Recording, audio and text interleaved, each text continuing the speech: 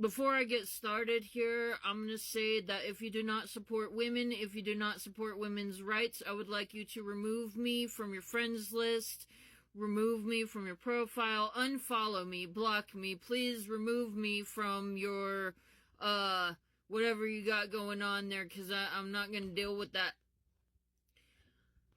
This is a friends only post.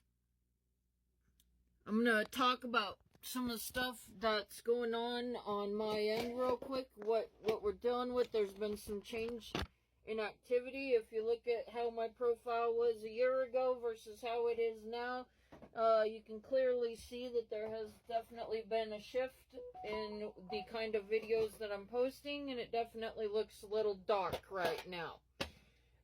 And it's going to stay that way, and there's a reason why all of this is happening.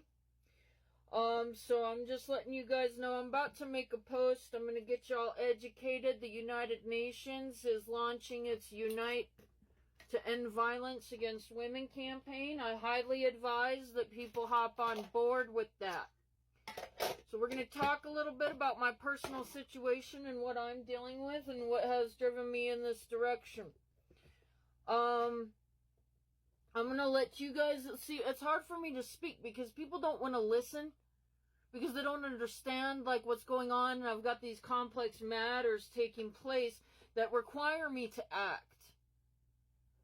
So you guys know that I've been working on a paper. I've got about 80 pages of notes now. This has been a lot of work. And I'm trying to figure out whether or not I need to be suing the United States federal government. There's a lot going on here. But what I'm seeing is not only how it impacts me, but how it's impacting other people. So I think for a lot of us women, we know already, like into adulthood, if you're in your early 20s, you may not understand fully what you're dealing with yet. If you're in your teen years, you may not understand what you're fully dealing with yet.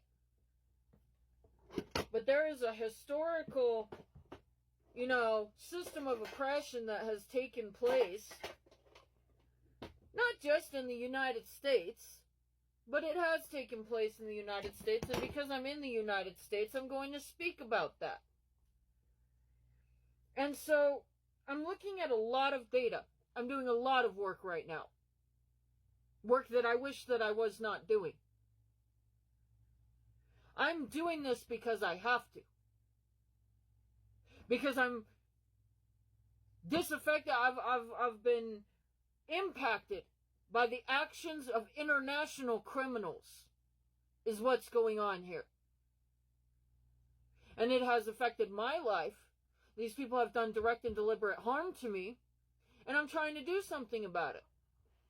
But some of the data that I'm looking at as a result of this is stuff that I'm concerned that the other women out there may not be aware of. And I want the ladies to know what you're dealing with. So I'm going to be putting a call out in my next video that I'm going to make sometime, maybe today, to join this effort. But we're going to talk about some of the stuff that I'm looking at real quick here. We're going to start with my work background. I've spent about 10 years working in construction and landscape. This is my muscle mass. I haven't worked out for a while. Those muscles get swole when I start lifting weights. I haven't even been lifting, so some of the definition's not there. So if you look at the my pinned posts, this is what I see when I'm dealing with other women. That female that is pushing the weights around, making statements about the violence against women that she witnessed that has caused her to start training. I have bulked up this much. I'm very large. I can physically handle my problems. And what I see when I look at other women, when I'm forced into these situations where I have to be in women's workplaces, is two things. They're either overweight and unhealthy or very skinny. And to me, what that thing that's going on with the arms where they're so small that the muscles are just sucked up against the bone, that's what we're dealing with. Because women are being forced to work in environments and forced to live in situations that cause us to be physically unhealthy. That's what I'm speaking to right now. You can clearly observe this when you walk around. The women are either obese or so incredibly unhealthy that they have no muscle mass and no ability to defend themselves. Either way, that's what that is. That's your ability to protect yourself. By forcing women to be subservient,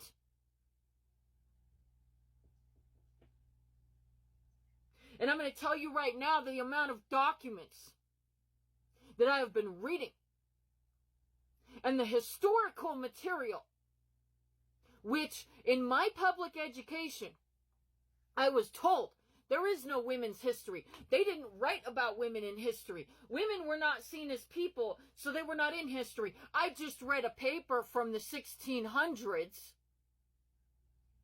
that is incredibly relevant to what is still happening today. It is titled An Essay to Revive the Ancient Education of Gentlewomen in Religion, Manners, Arts, and Tongues. It is written by Bathsua, B-A-T-H-S-U-A, Makin, M-A-K-I-N. It was written in the 1600s. This is a historical document written by a woman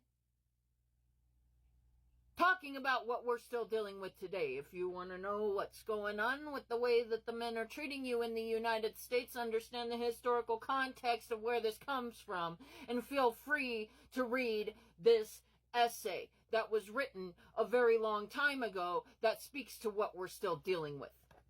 I have been using a text-to-speech software that reads things for me, making it a lot easier for me to walk around and do chores around the house and be quite productive. So what I'm trying to tell you, though, is we need money to survive in today's modern society. That's how things have been set up. And what I've found is that the Equal Opportunity Commission has been throwing away cases. And the reason for that is because Congress has been depriving the federal agencies of the United States of the funding which they need to process cases. This is also happening at the Securities and Exchange Commission, which regulates international trade, stock exchange, and fraud. This is happening at a lot of agencies. This is happening across the United States. Women have been forced to work in low-paying jobs that do not provide us a means of living while we are expected to take care of the children. Fatherlessness rates are alarming on this land mass. And what is taking place here in the United States is all from, what happened before, the mindsets of these people that cause them to behave the way they do. And what I am saying is that Congress deliberately and knowingly dismantled our public institutions in order to subvert and force women into poverty. And part of the data that I'm finding is that this oppression that's been taking place against women within the United States, including any women's of other, including the migrant women, including indigenous women, this affects us all because this is what happens here and this is how these people behave. And we need to do something about it because they're forcing us into poverty and are trying to make it so that we're not able to retire, so we'll continue to work in service industry as slaves. My ability to fight my legal cases has been affected because they're simply dismissing cases and not enforcing the law. The institutions that protect us as women were dismantled by Congress. Before we start, I'm going to say that if you do not support women's rights, please remove me, please get off of my friends list, unfollow, and block me, because I want nothing to do with you. Thank you. So, I mean, you know, we're now, things are getting very complex. I'm going to say that. I think that we have a domestic terrorist threat that may also be foreign, that has made its way into the halls of Congress. And we're going to leave it at that.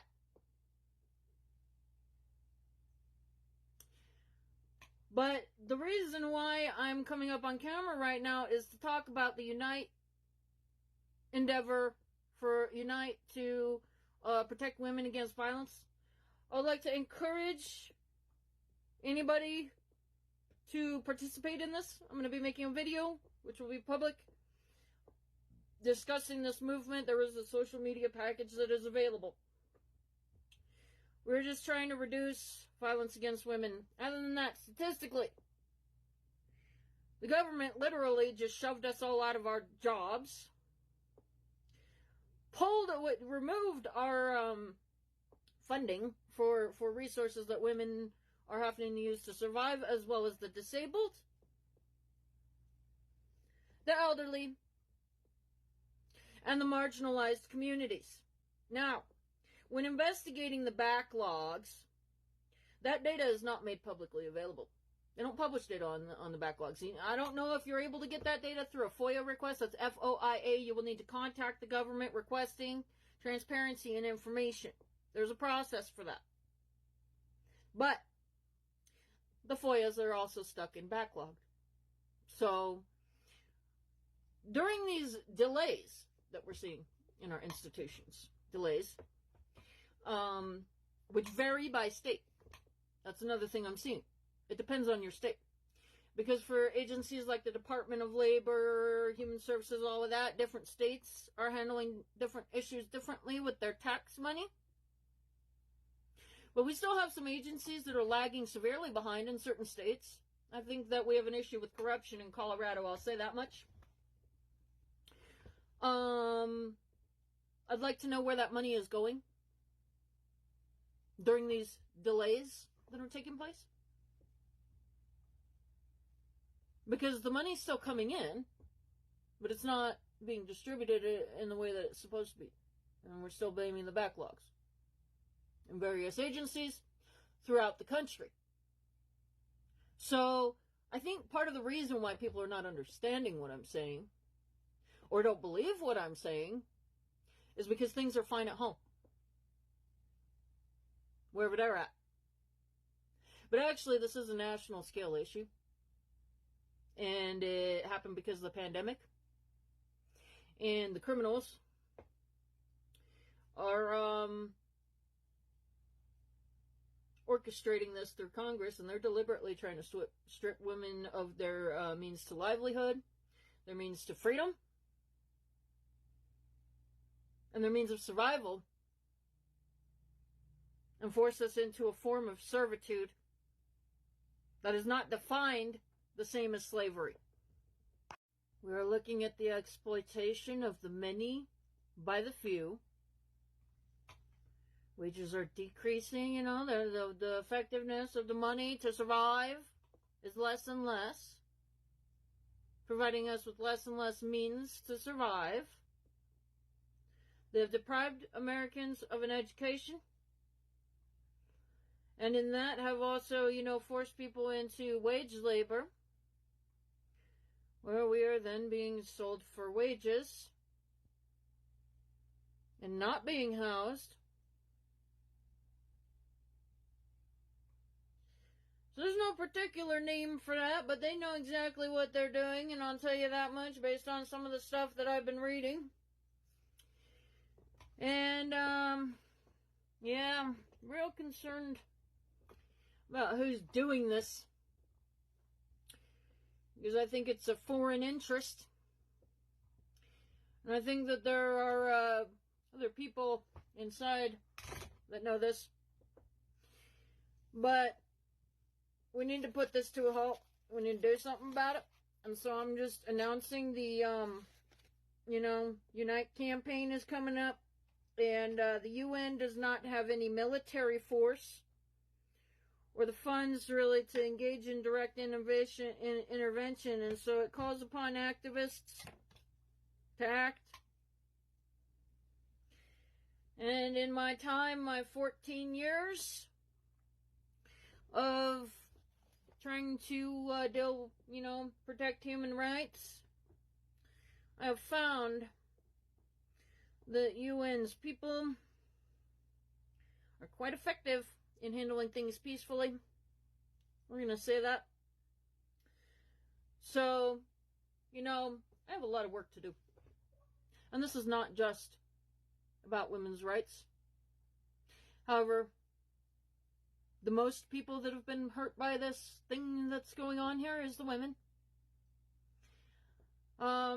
As far as the backlogs is concerned, if that's something that you want to spend any time doing research on, this is a national scale problem that can be seen, but it's going to be different departments in different states that are having these major issues. And while backlogs are normal for an agency to have the backlogs from the pandemic that in 2024 we continue to blame for not enforcing the laws, yeah, something's not right there. So we don't normally have access to this data, but there's a wealth of news resources that they cannot just simply get rid of. That's going to help us fix this problem. And what I want to say is there are people coming in my direction. I'm not too interested in conversation. If there's anybody that I'm looking for right now that would like to help directly, with me, work directly with me on what I'm dealing with. I'm looking for people who have tried to claim public benefits through whatever, I don't give a damn what branch of government, Social Security, Medicaid, food stamps. If you've had difficulties in achieving these benefits, especially if you've been met with any strange behavior by administrative officials, I'd really like to talk. But other than that, I've been doing this a long time. Everybody's got their personal agendas and how they see things. I want to let you know that when it comes to human rights issues and this kind of organization, I am a very non-biased individual in how I perceive and how I act. And I will say that with a handful of organizations in the last 14 years that I've interacted with, I have seen self-serving people who fail to act in the interest of the people that they're supposed to be helping. And we need to remember when we engage in this kind of stuff that the people that have been hurt are the people who matter. This is not about the good feeling that you get from helping people. This is not about an addiction to a feeling. This is not about attention for you. And when it becomes about that, and you fail to act in the better interest by stepping away from the situation and looking at it from a logical perspective to determine who it is you're going to ally with and all of that, that you lose your ability to be effective. The more people, the more effective. So, this is not directed at anybody, any specific person. I'm just talking about my experience, what I've seen. And it's very difficult as a leader to step out and really look at your own self and think about the decisions that you're making and how effective those decisions are. But I'm hoping that we can see things improve for everybody. Now, before we get started here, I just want to say, if you do not support women's rights, please remove me from your friends list. Block me. I want nothing to do with you. So, what I'm saying here is that my life in the past year and a half has been a living nightmare. Through no fault of my own.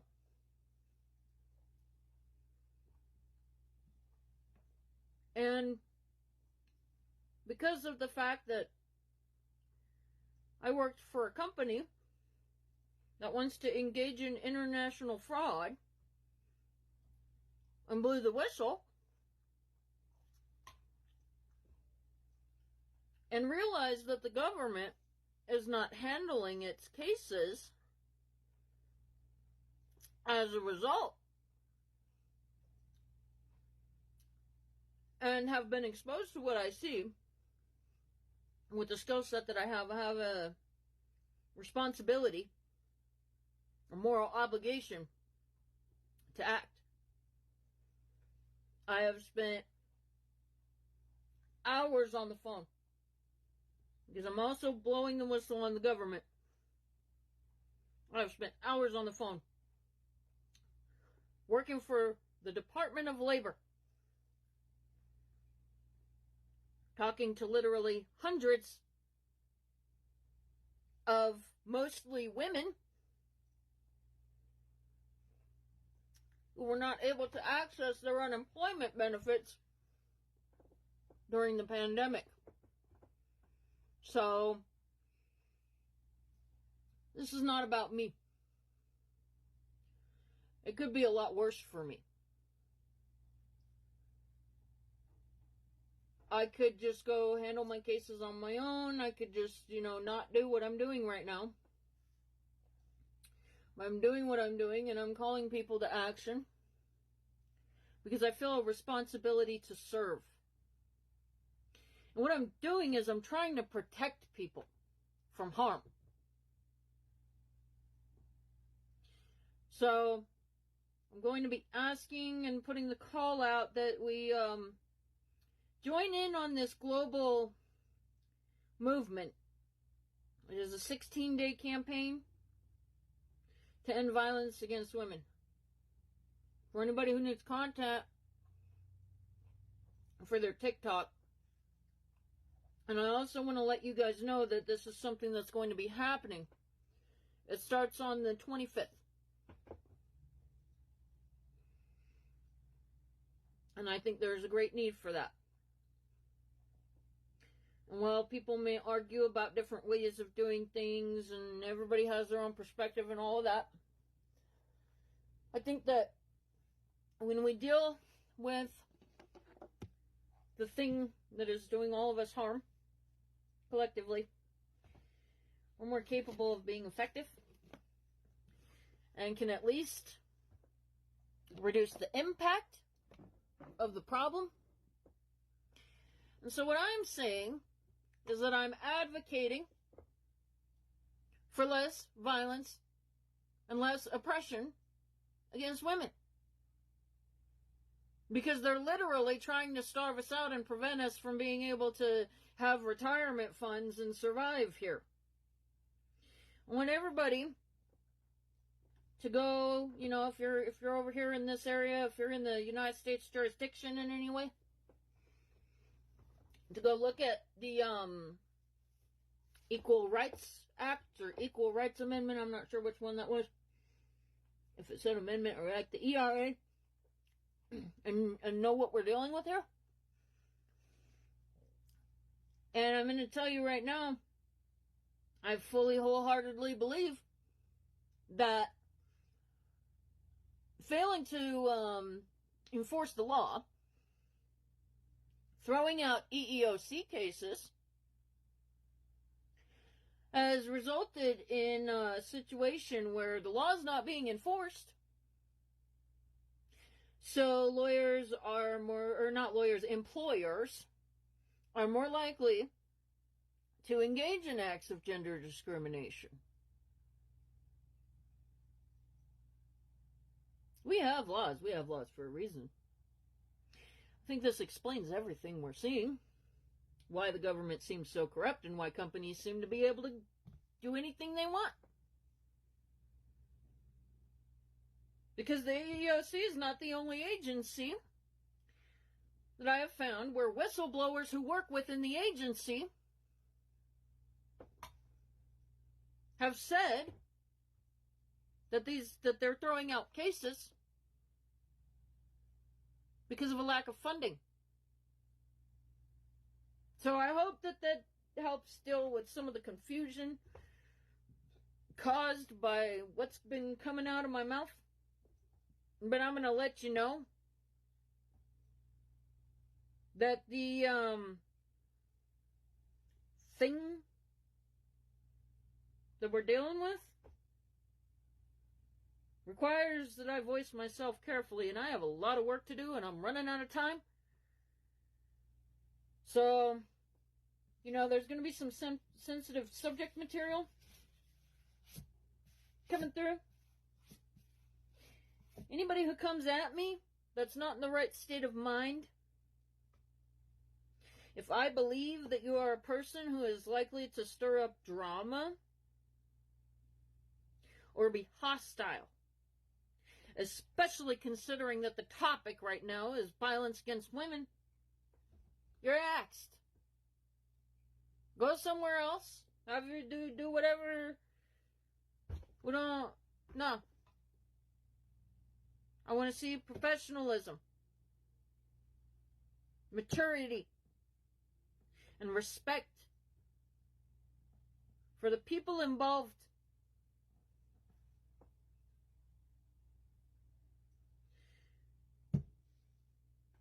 So if anybody wants to contribute to this international campaign, because this is happening internationally,